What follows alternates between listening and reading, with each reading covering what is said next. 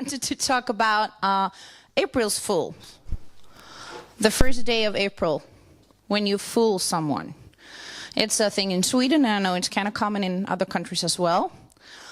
And we were trying to seize the day in all the meanings of that word, and show that you could do something from the non-churchy world and connect it with the church.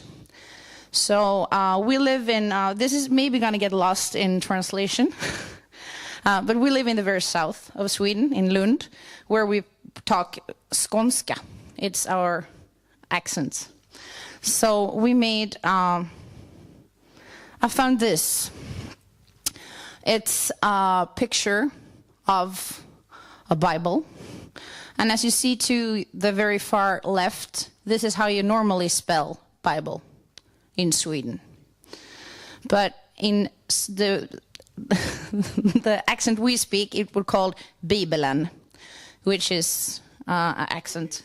Sorry? Pardon? Pardon? So, and this is a Norwegian Bible. But I found it in our library.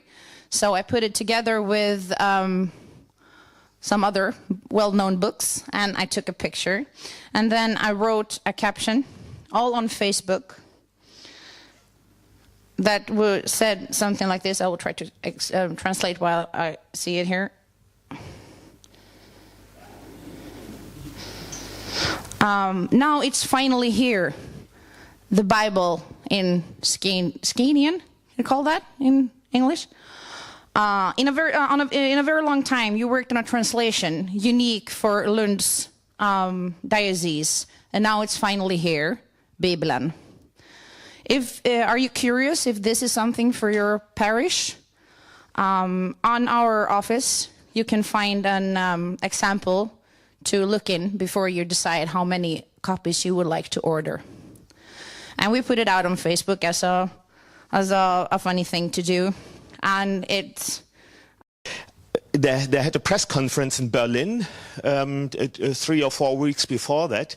And a couple of days later, I saw our church president, bishop, and he said to me, "You won't believe it, at the press conference, they didn't want to hear anything about the Light Church, a beautiful movable church building. They only wanted to know about this robot." I said, "Well, it's no question, is it?" Yes, it's a robot, and you can get a blessing from the robot, and you can even decide what blessing you want to get and in what language you want to get it.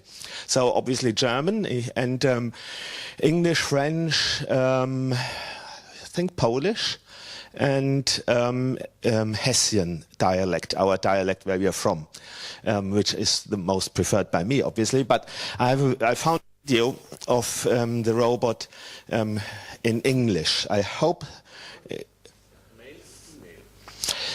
Yes, you can switch between male and female as well, what you want to have. I will show you this short video of the robot, and afterwards I can tell you a couple of things. Hello. May I bless you?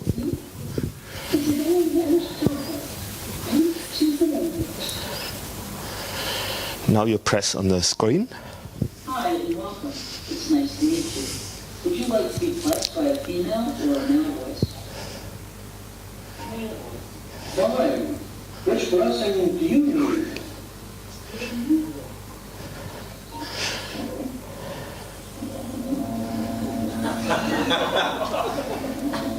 It's coming.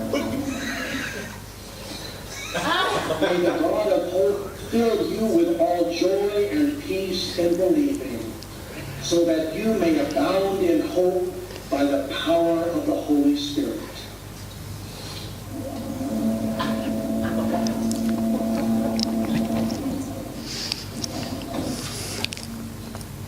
Therefore, in the peace of God,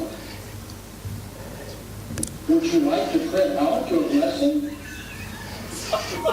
And now a drawer comes out. You hardly can see it.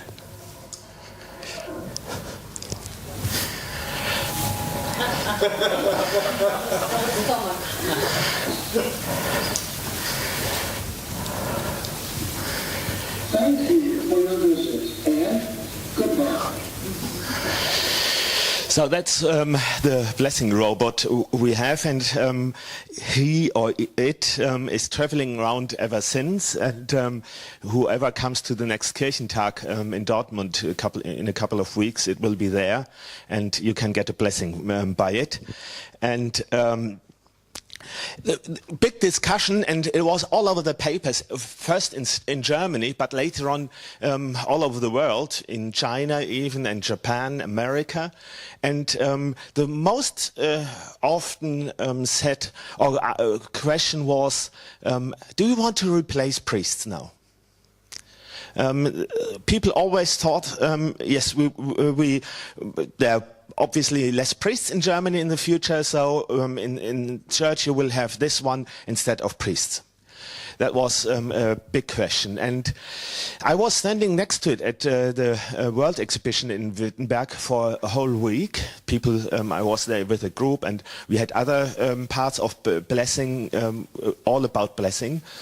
But they said, Lutz, you go to the robot. You're a technical guy, you go to the robot. So I was standing next to it, and what was really interesting for me, that lots of people, you had to stand in front of the robot, and then it would start if you're just in front of it.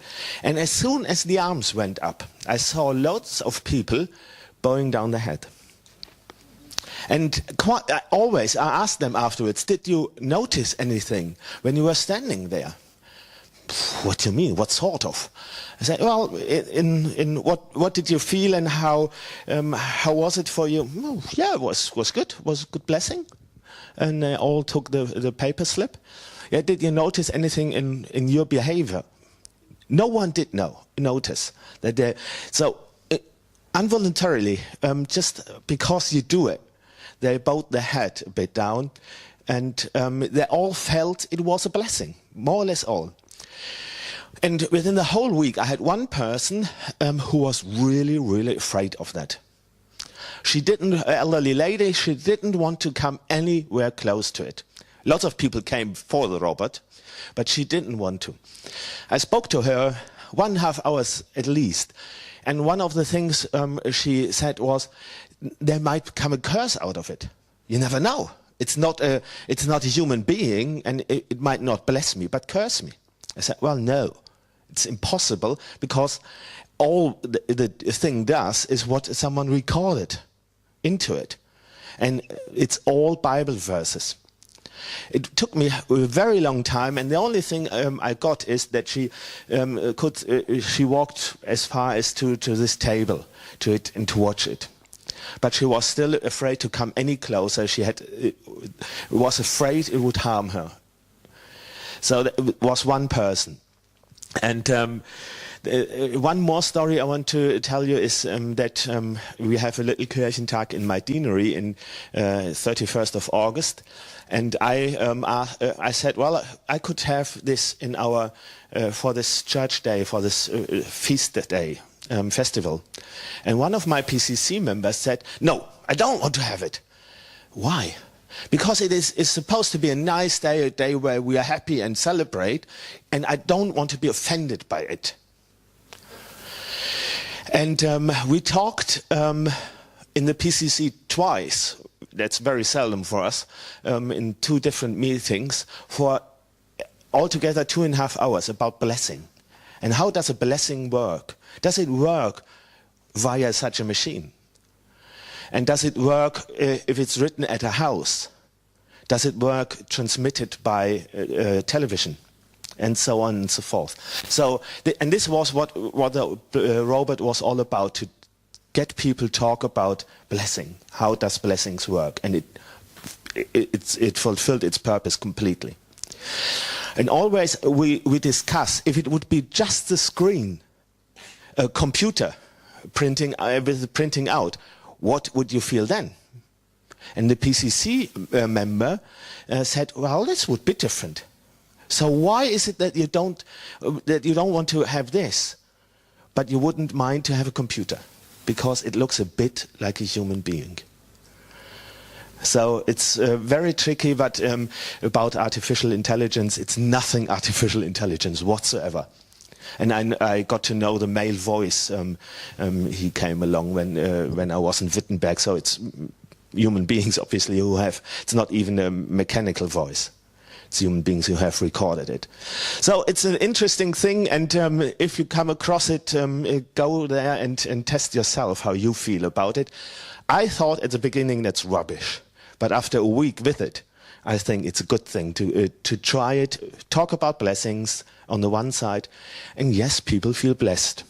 And one lady came, a colleague who is in hospital chaplain in Wittenberg, very pagan area, East Germany, and she said, I think I would like to have it in my hospital. Because people, before they have a surgery, they don't come to me. They are afraid of the surgery and all what's concerned about it. But they don't come to me as the hospital chaplain. But maybe they would love to have a blessing printed out. And so she thought it's a good idea, especially in pagan areas, to have God's word spoken to them in some sort of way.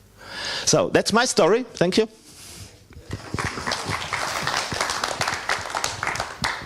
Of you are a member of a church who is having confirmation?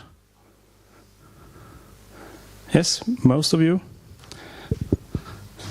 Very good. Anyway, it's a very short introduction. It's when we meet young people who are 14 to 15 and talk about Christian life, for short. I'm going to talk about our project called Gaming Confirmation and start with the beginning. Why did we start with that? We could begin with this picture. Anyone who knows Super Mario might have seen those mushrooms. One have seen Super Mario, and some. Very good.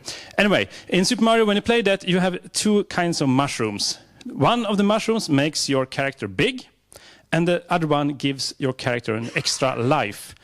And this is the reason why we started Gaming Confirmation, because we wanted to be a part of them when they are in a phase in life where they actually get a lot of values and get of tools when they grow up. And also, we would like to offer them a life, an extra life, together with Jesus. So that's why I took that picture. And it started, I have one colleague who is really, really not into gaming and computers and technique of any kind. He really hates that. But he noticed that a lot of young people played a lot of games. So he asked me, can't we do a project about gaming confirmation to meet those people in their own culture? And I said, yes, of course, we can do that.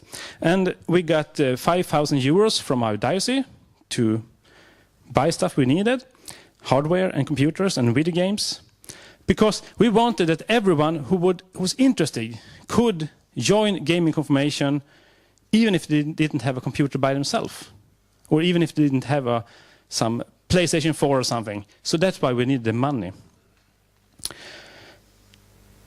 And then I took contact with our youth leaders and asked, which of you would like to join me in this project and try to think, how do we do it in a good way? So I got 4 of them. And as you can see, the one in the blue shirt is not a youth leader, it's me. It could be hard to tell. But anyway, they helped me perhaps for a year. And thinking, okay, who will we meet? What do we want to give to them? And how do we do it?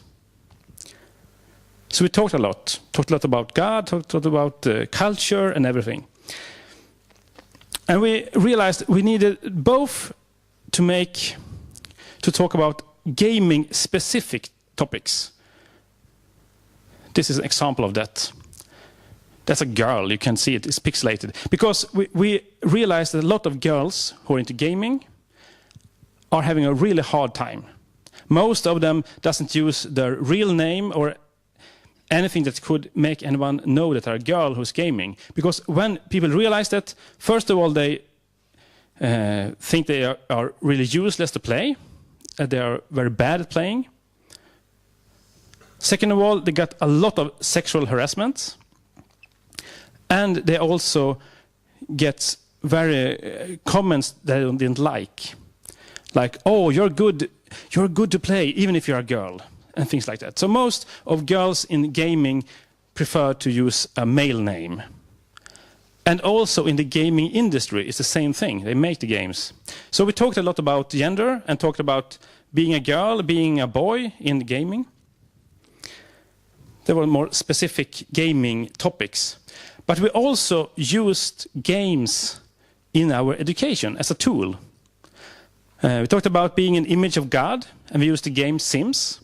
Because in the beginning of the game, you can create your own character and make it thin, fat, black, brown, white, male, female. So we use Sims for one tool to talk about how to be a human. We talked about body and is it okay to be fat? Doesn't matter, and things like that. And we also used Sims to talk about being God. Because in Sims, you can see your little house with your Sims inside it, and you can control them, you can make them go to work. And it's a good tool to use when we talk about free will, for example. We also used Minecraft, of course. Everyone's playing Minecraft. We used Minecraft to make them explore our church. We said, okay, you're going to build a model of our church. Go around in church, check what's inside. We talk about different symbols, images. We talked about the building itself, how it looked. We live in a place where all churches are kind of young. This is only 200 years old, so it looks in a way. We talked about those things with help of Minecraft. And after the year, we have confirmation for a year, they took the model and they made a guided tour of our church. Because we noticed that this group of gaming people had some kind of special needs in different ways. They didn't want to be standing in the church and sing and dance or something like that. But they was really interested in history. They liked the history of the church. So they made a guided tour in Minecraft and made a video of it with talking about different parts of the church.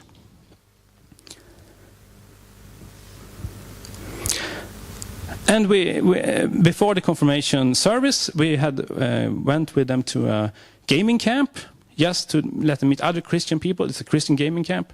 So they could meet other Christian people, play board games together, play computer games together, and have a great time. And to meet other Christian gamers as their role models also.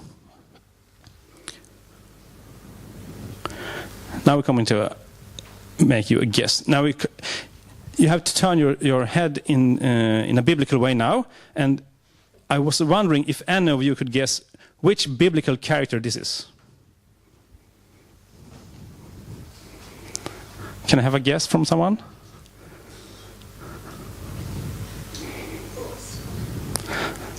The donkey? No, no. It's not an animal in the Bible, even if it looks like an animal. It's not an animal. Okay, I tell you now. It's in the beginning of the Bible. A little hint. Yes, it's Moses. Of course.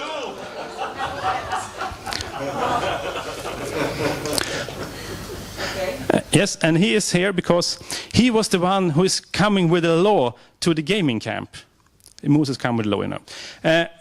So, Moses. I get it. Good. Anyway, because we talked a lot about what rules do we need? Do we need to make specific lists of games they couldn't play or other things? But we realized that no, we don't give any regulations on what games they play. Because we were thinking like a teenager. If you give them a list with these games you cannot play. You can't play Grand Theft Auto, you can't play that and that and that and that. It would be really exciting. Oh, what's that game? I never heard of it. I want to play it.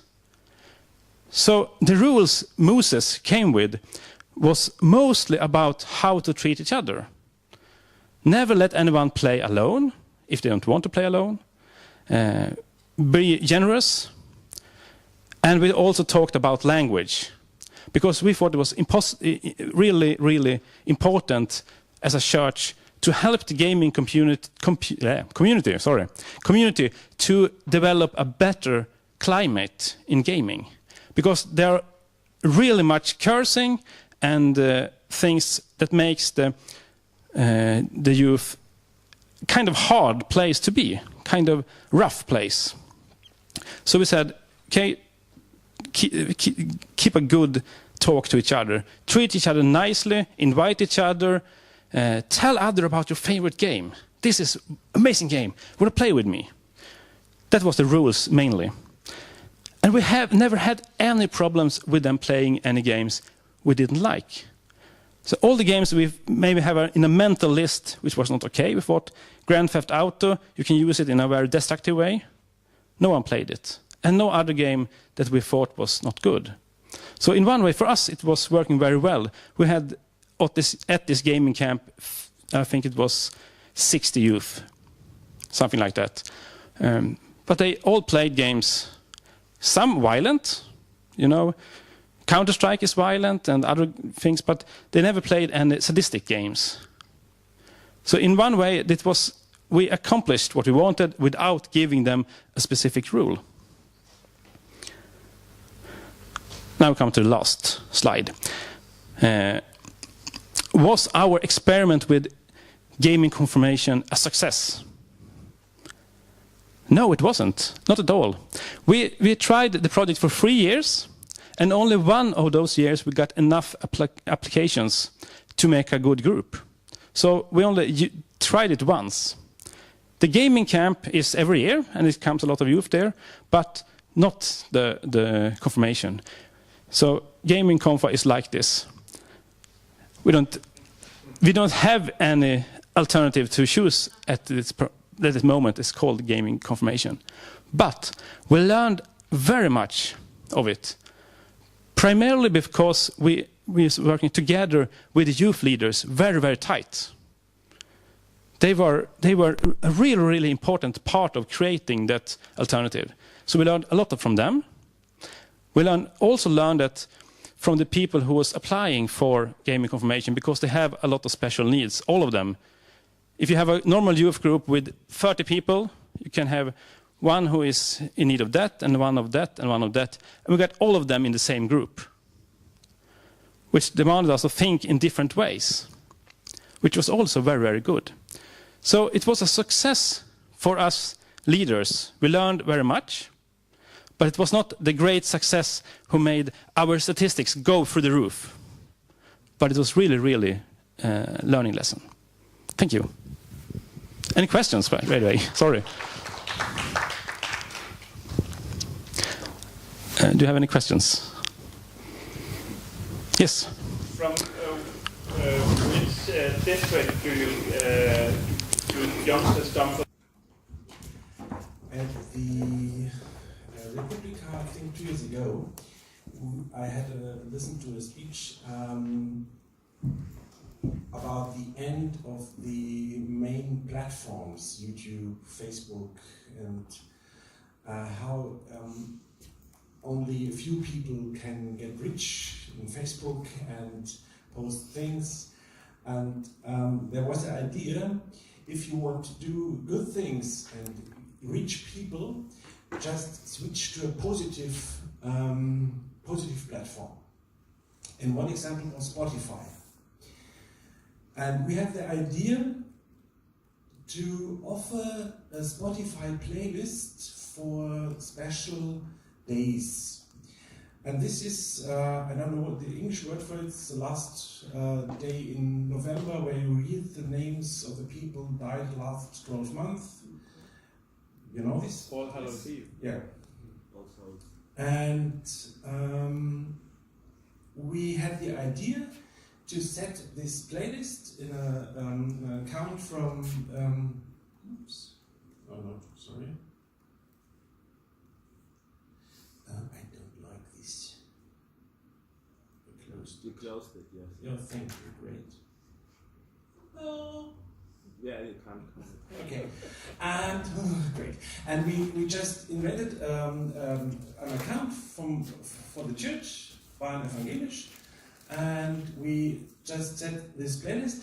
And we had a second idea, just not only put titles on it, but we had the idea that we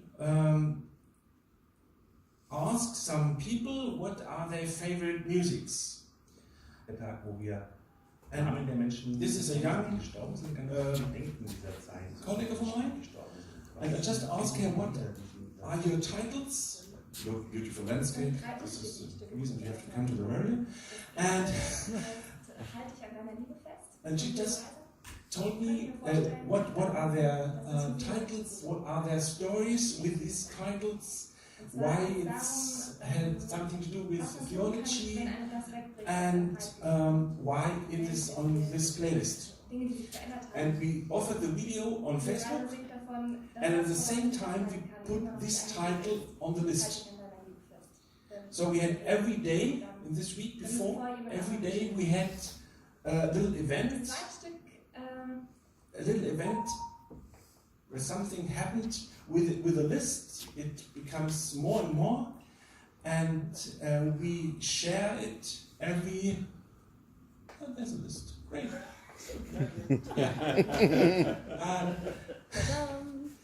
And we share the list, and I want to share this idea to you. You can use Spotify, you can use YouTube for any music program where you can combine lists and share it. And one thing it's really surprised me, the idea is so positive that everyone I told of started to add titles. Oh, I have this title every Christmas. We done it at Christmas, we done it on New Year's Eve, and for Easter, and everybody started to add titles, which is part of his or her history. And why is this title special? Special moment. And the first title is a special story. This is the list for the November. It's a Bavarian singer, Hannes Ringelstetter, and he made a title about heaven. And I was a little bit famous in Bavaria, and I not only asked churches, but some radio DJs and him. And he also, this title was mentioned by a few people. It's very near and very good. And I asked him, what is it like that people hear your music on this day? And this was another layer, that the musician can explain why they wrote the title and how it is to sing it every concert, and what the reactions are they get to the title, and what's their own music. And you see Hannes had the next title heard, Johnny Cash, Personal Jesus, and Johnny Cash, Live and Let Die, Guns N' Roses, and Mozart Requiem. And the mixture, you see, you have the music of one famous guy, you have new ideas about music for this special day, and you can share it. I just want to give to you this idea. I think you can use it for confirmation. What's the soundtrack of confirmation? What is the soundtrack of your special church? What is the soundtrack of events or partnerships, or just use it? Questions? I don't know. Okay.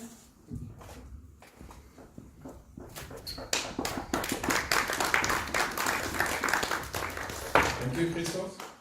And now it's time for Samuel Wintersoul. Live coverage. 3 ways you can go.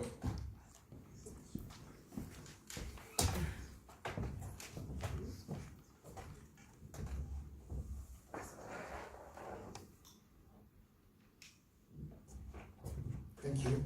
But first, I really like the idea of the 1st of April. I think that's brilliant.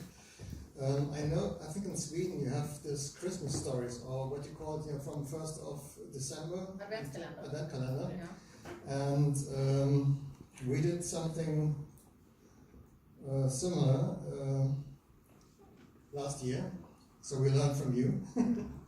And I don't know who's using Adobe Cloud as a professional tool. Okay, a few of you. In Adobe you have a lot of programs, for graphics, for Photoshop, for example, it's quite famous. And there's also a software in it, it's called animation. And normally animation is quite expensive. And we had an intern last year, which was great. And it took this young lady 1 week to produce 24 short films. And I would like just to show you the first one. It's from I just randomly took one to give you an idea what she was doing. Der niederländische Maler Vincent van Gogh konnte nicht nur malen, sondern auch dichten und hat uns dieses kleine Kunstwerk hinterlassen. Man soll lieben, so viel man kann. Und darin liegt die wahre Stärke. Und wer viel liebt, der tut auch viel und vermag viel. Und was in Liebe getan wird, das wird gut getan. Nur noch wenige Tage bis Heiligabend. Alles Gute für heute wünsche ich Ihnen und Ihren Lieben. We just put it on Facebook, mainly. It reached a couple of thousand people, which was great, just in our area. And the thing is, it was just not kind of sermon, but just nice information about Christmas or an artist and something like that. A little bit of music. And the characters we choose, these were our deans, our superintendent. The first layout was a bit more like South Park. I thought it was too edgy. And for the 24th, the voiceover was done by my team, because we didn't want to involve them. It was a surprise for them.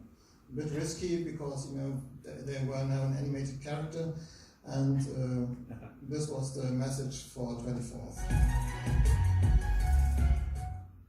O du fröhliche, o du selige,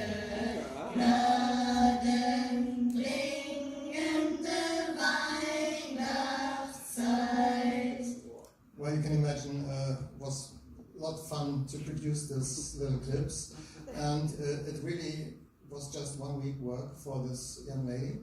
So of course that was money we had to invest, but the rest was for free.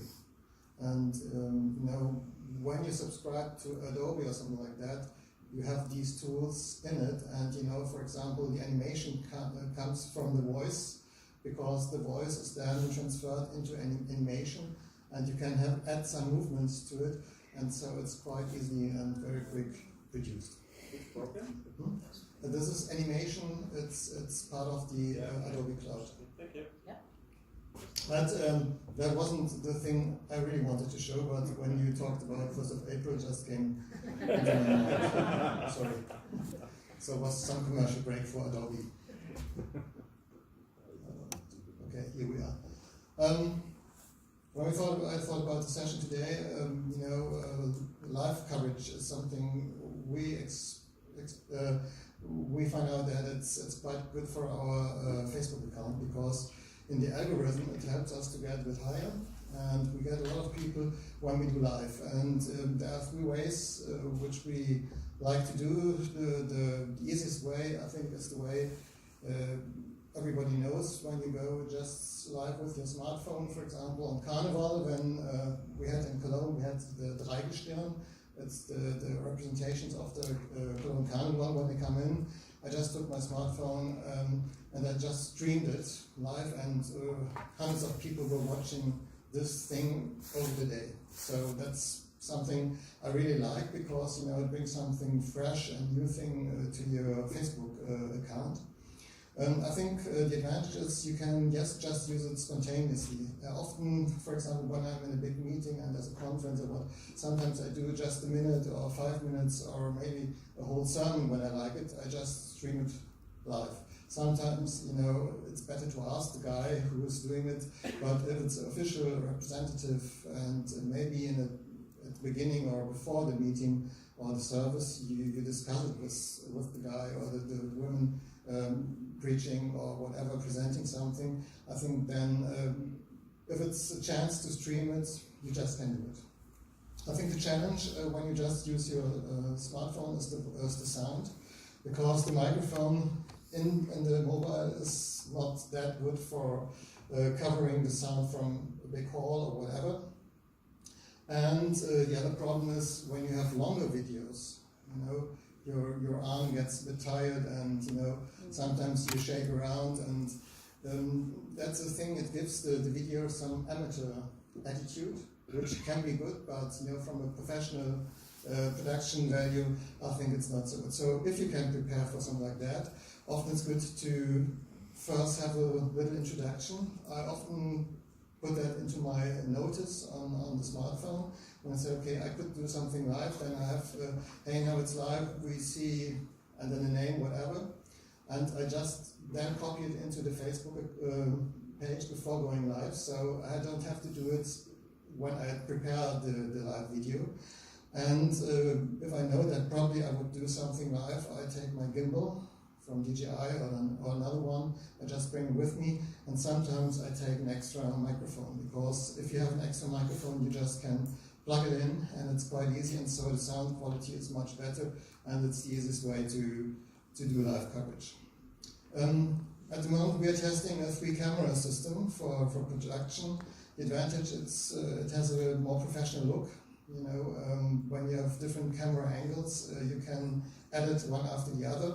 And it's a good feeling for the audience that it's not just amateur stuff, what they're watching at the moment. The challenge, of course, is that you need some equipment. What we spent all in all was about 10 to 15K. Depends how much, how big the event is, how many cables we use, what about the light. And you have to know a little bit about production. So if you would ask me, what kind of advice I could give is, just start and let it grow. Maybe start with one camera. We have 2 cameras here now, as far as I know, or 3, but it's you do it, in your mixed way, and then maybe grow to a second camera, put 2 next to it, or then one day put a 3rd camera to it, or maybe 4 or 5 afterwards. And so, the production can grow, and you can learn on these steps on the production. And another thing is, I visited a lot of churches when I was still working in television, and most of these churches doing live coverage, they have a big team. So they have 2 or 3 people for sound, they have 3 or 4 people for the cameras, and the director and everything. So it's always very hard to get all these people together. So my advice would be, do it on your own, or at least maybe have a second person with you, because you learn quite quick, I imagine, and then it's good, to do it on your own, because you don't need that stuff, from my opinion. What we have as a technical setup at the moment, we have 3 of these little cameras you see there from Sony. They cost about 1,500 euros in Germany plus tax. The good thing is they have SDI. So when you need longer cable ways, it's quite easy just to plug in. You don't have HDMI like here, because this is a bit more amateur stuff. With SDI, it's quite easy to connect the cameras then also with the operating system for the cameras, so you can switch the cameras, the switcher. We just bought 2 lights, just to give the stage or whatever it is, a church room, a bit more professional look. We bought 2 of this wireless microphones and setups. Often, for example, I just put one microphone next to on the speaker with some tape, and we take just the sound from the speaker and transfer then wireless to the camera. So the sound quality then is quite okay, so you don't have to give every person involved the microphone on its body. And that helps to have a good sound. And then we put everything into a small box, which cost about 120 euros. And so you can carry it around. We have a double monitor in it that was a bit more expensive, but so it's an easy setup. You just plug in the cameras and have the cameras on the stand. But the question is, with 3 cameras, how you can produce it quite easily. I think the easy setup, which we also use quite often, and you don't need any cameraman then, or extra cameraman, is if you have a stage or an area where you do the shooting, and you have one camera, it's camera 1 with the overview, where you see the whole setup, and you have 2 cameras, one on the left-hand side and one on the right-hand side, showing half of the stage or part of the stage or whatever you're filming. And so when you have these 3 positions, and nobody kicks against the stand of the camera, as for example here, there's a camera but nobody kicks against it. And so you don't have to do any correction in between. You can run the system on your own. And that's a good thing. Of course, when there's a failure or a mistake in one of the cameras, then maybe you have to go from the switching board to the camera, and then you can't change the picture anymore, but otherwise you just do it with 2 cameras.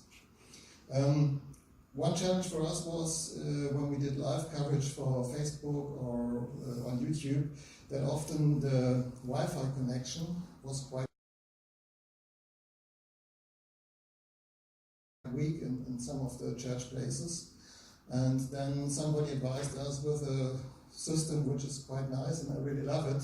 It's called LiveView Solo. It's a system that connects different ways for the signal.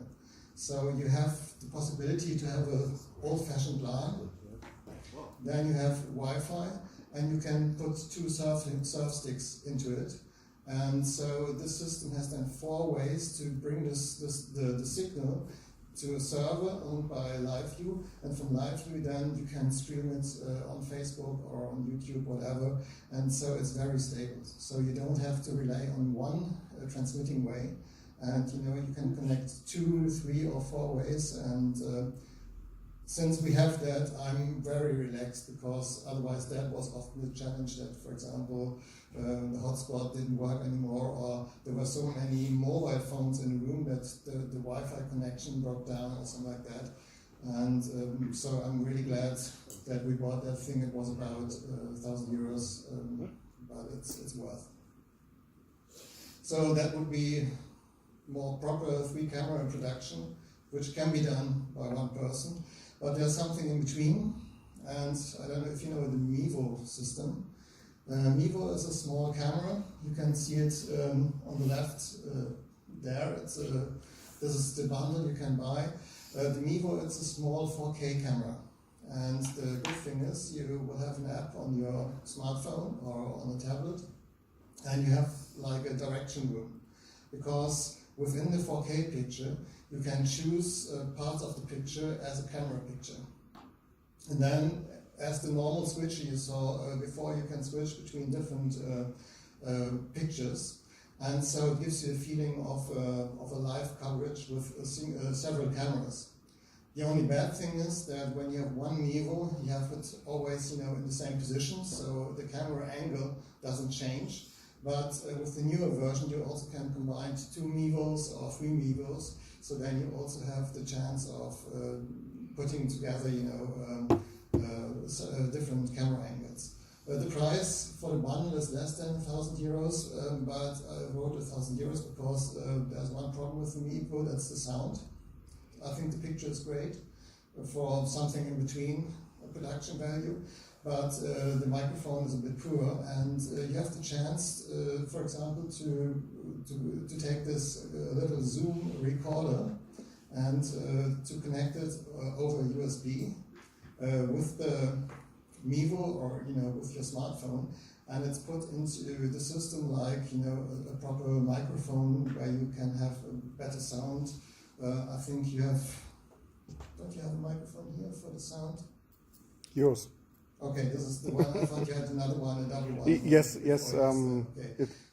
So you can combine this sound little recorder, which costs about $100, and the Mevo, and then it's a setup we tested it, which works quite well.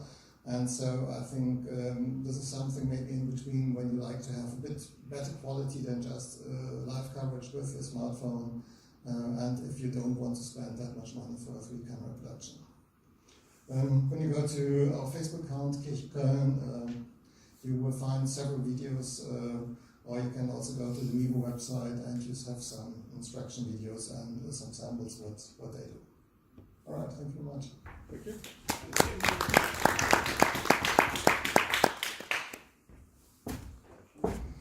Thank you, Sami. Now we have Ivars with the title WCC Photos Archive. Do we have a chance to have this presentation online, so in our ECIC group? In presentation, which PDF, not PDF. Yes, PDF presentation or something like. Sami, is it possible to have the presentation in the ECIC group? Yeah. But you are live streaming, right? Not live streaming. My gear is above, but I'm filming it. You're filming it. Okay. Hopefully with proper sound.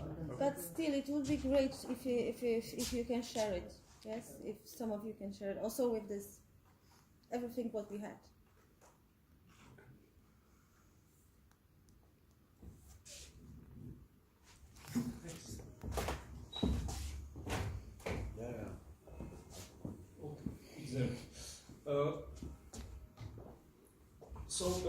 The reason why I'm standing here is because this topic came as a surprise in our networking group some time ago here, and that's the new photo archive of all Council of Churches. And the reason why I wanted to just to introduce it to you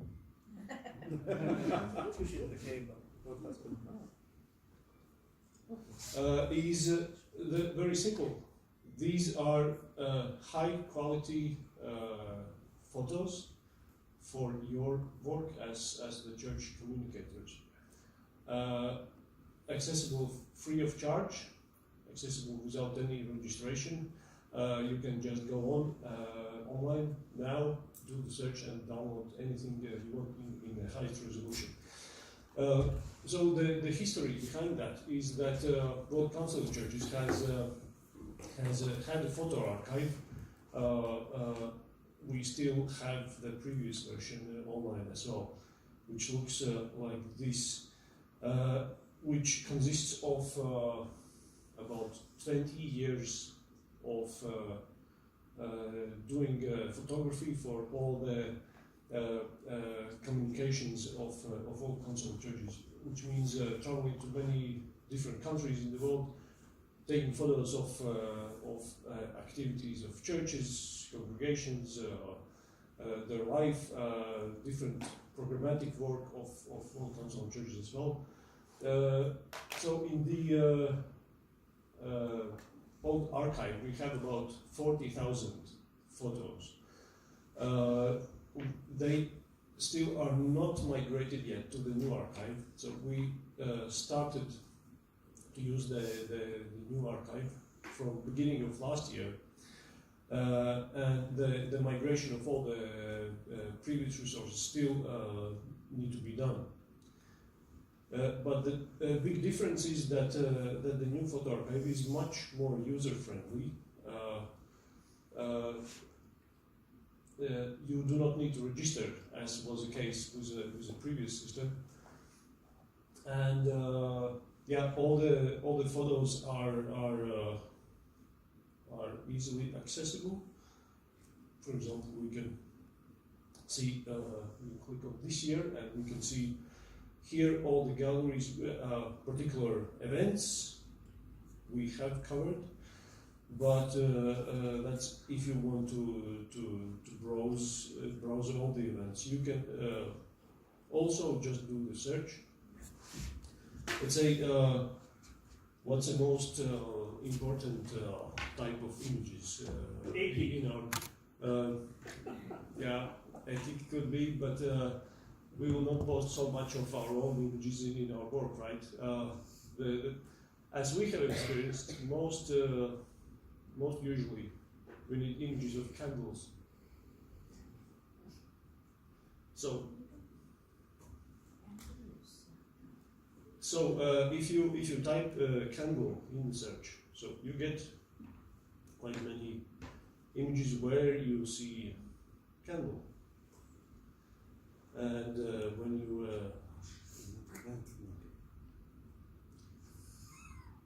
you click on the image, you see all the offers description. This is specific event, but all the description, captions, credits, and other metadata is there. Let's do another search. And you say it's completely free, and you just have to. The only thing you need to do, you need to provide credit.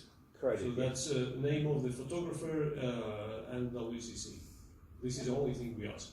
Okay. How about GDPR? What exactly about GDPR? About consent, about people being in the pictures? In most cases, well, we pay special attention to children in the pictures.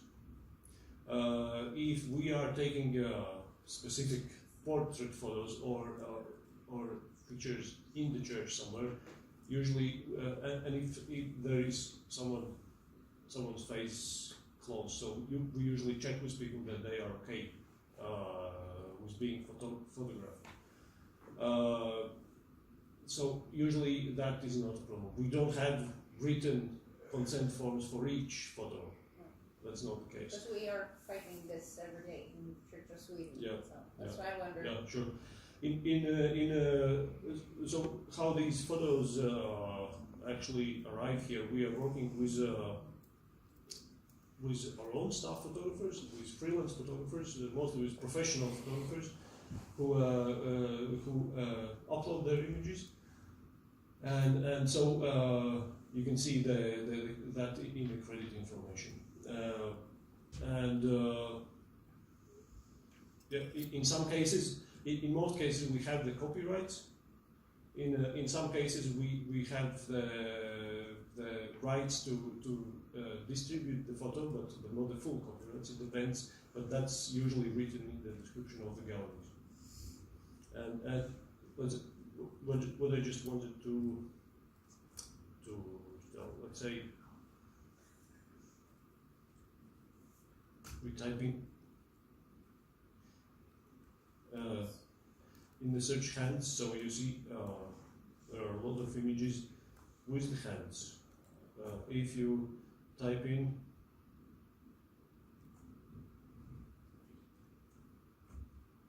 sheep, so these are most used images in the Christian communication, right? So you get the images with sheep. Still loading. So yeah, this is without registration. If you are interested in the previous images from all the legacy of 20 years, you can register in the previous archive, which is also for free, but just the registration thing needs to be done. Or you can send me a message, I can do that quickly for you. But we hope by the end of the year we will have all the images migrated to the new archive. It's free also for social media? Sorry? It's free also for social media?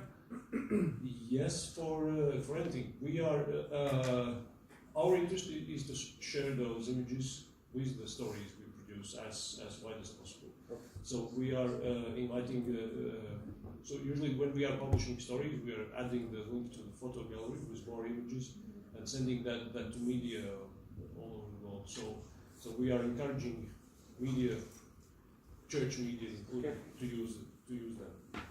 All the ones I have clicked now say contact the photographer for copyright.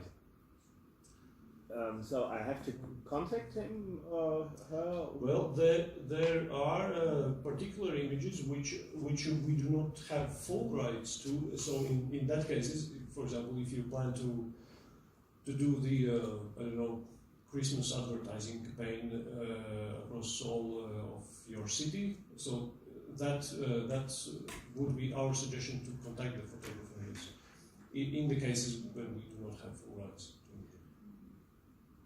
But my main message here is that this is a resource for you to use. Please do not steal photos in internet, and also do not use stock photos which are used already thousands of times. This is a resource for you. Thanks. Thank you very much. If any other questions?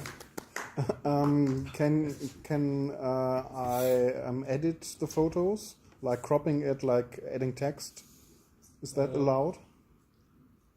I don't think that would be a problem. Okay. No. Yeah. Especially in those cases where we have the full copyright. Yeah. Sure. Thank you. Thank you. Thanks.